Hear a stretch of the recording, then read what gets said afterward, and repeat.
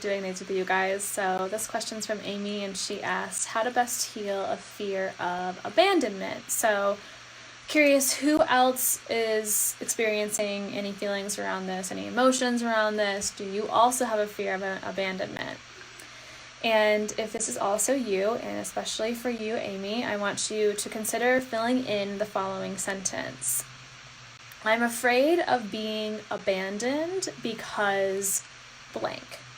So I want you to consider, what is the root of this fear? Maybe it's conscious, maybe it's unconscious, maybe that answer is easy, maybe it's a little bit harder to tap into, but I want you to do your very best to fill in the blank right there. I'm afraid of being abandoned because blank.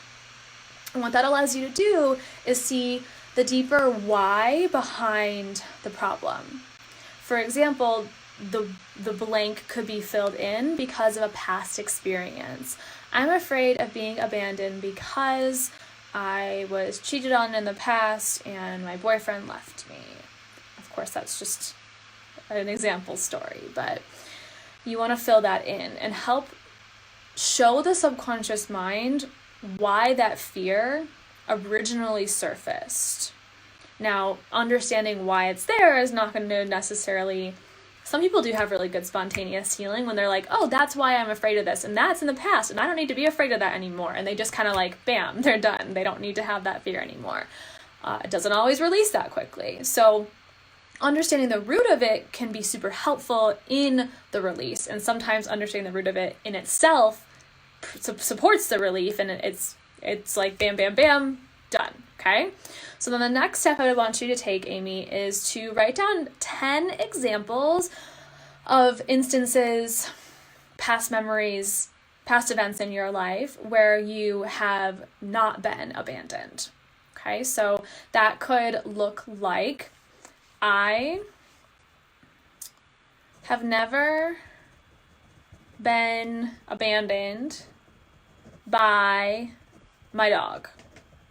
Maybe it sounds silly, but this is true. So we want to help show the subconscious mind that there is actually evidence, because the sentence you just filled in before is evidence that I should be afraid of being abandoned. Now we're showing the subconscious mind that there's 10 instances actually, if you can think of that many, in which I have not been abandoned, in which I have actually felt supported, or I felt safe, or somebody hasn't left me, or I'm, still in this relationship. So and it doesn't have to be a person, like it can also be an animal, or it could be with yourself. I have never abandoned myself.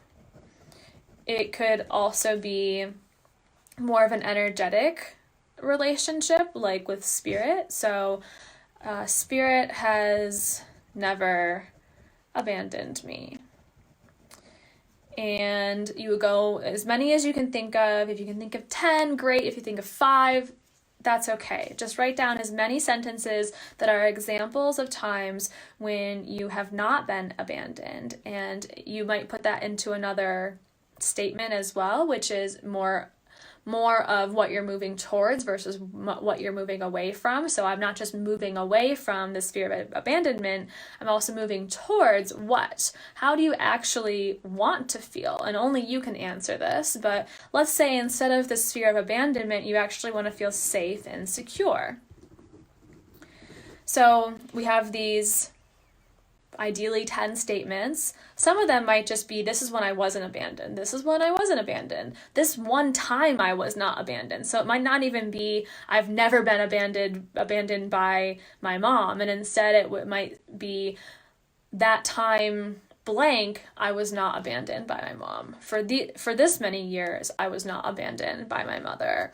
And so again, we're just showing the subconscious evidence of this not always being true. Fear often trumps a lot of the evidence. It's like, if one time this happened, then the brain thinks, oh, we should always be afraid and fearful of abandonment. So we're looking at, why did that fear originally develop? Why are you actually afraid of abandonment? Then, again, writing down some proof that it doesn't always happen that way, starting with when you haven't been abandoned, but then leaning in towards, well, what is the actual desired feeling I want to have instead? So I have never been abandoned by my dog. I have never abandoned myself. Spirit has never abandoned me. The desired feeling is safety and security in this example that I'm playing with. You're each going to have a different desired feeling. So then I would say, I have felt safe when have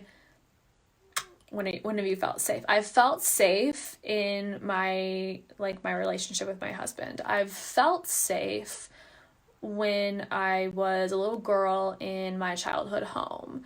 I have felt secure, or I feel secure when I share my truth. I feel secure when I'm making decisions about XYZ.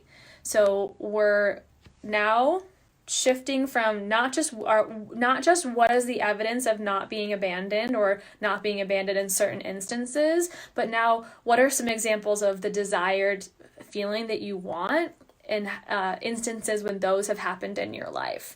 So you're going to have a list of statements. They're going to start with proof that this doesn't always happen, and it's going to merge and start to transform into instances when you have had at least a little bit of a taste of the desired, more constant feeling.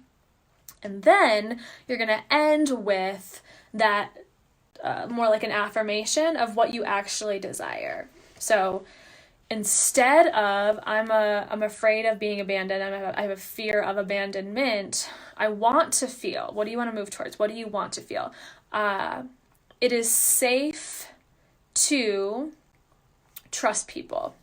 It is safe to trust people and I am in a relationship with. You get to make that sentence. So I'm doing my best to give you guys examples right now, but ultimately this would be really well done on a coaching call with somebody to help you work through it one-on-one. But we're doing the best we can today with what we've got. So at that point, you have a final statement that is what you desire. Now you're going to read these all out loud to yourself. I just did a similar exercise with a client a second ago on a coaching call. So you're going to read out all of those statements, ending with the desired statement, and you're going to feel, you can rate yourself. So in the beginning, I want you to think of, okay, I'm about to read these 10 statements. How real, how true does this final statement feel right now? Well, it feels like a 3. I don't think it's safe to trust people, or I don't think I feel safe and secure. That's not true. You're going to go through, you're going to read all the evidence, you're going to show to the subconscious mind that this has happened and it doesn't always happen the way that you thought it needed to happen. And then you're also going to give instances of like when you have felt a little bit of safety or a little bit of security, until eventually you read out that statement that you would like to be true. And after you read all those out loud, then you're going to rate it again and say, how true does it feel now? Well, now it feels like a 5. Cool. All right. So I'm moving up a little bit and I'm getting some more evidence and some more belief within my subconscious mind that is saying, well, maybe that is true. Maybe that could be true. Even if it's just a could, or maybe that's still progress towards, well, maybe I don't have to hold on to this fear of abandonment. Maybe that's not always true. Maybe I do have evidence that was true in the past in this one instance, but it doesn't always have to be true, and things can change, and I am allowed to bring in this new belief, this new supportive belief, this positive belief that it's safe to trust people, or that I am safe and I am secure. Okay? So that's a lot to do, but I want you to try it out. And if anyone needs support, then that's your opportunity and invitation to schedule a coaching call. But this is something you can do on your own. It just takes some sitting down and some reflecting with yourself to really commit to the process and to challenge yourself to think of these things and do the work behind releasing the fear. Okay?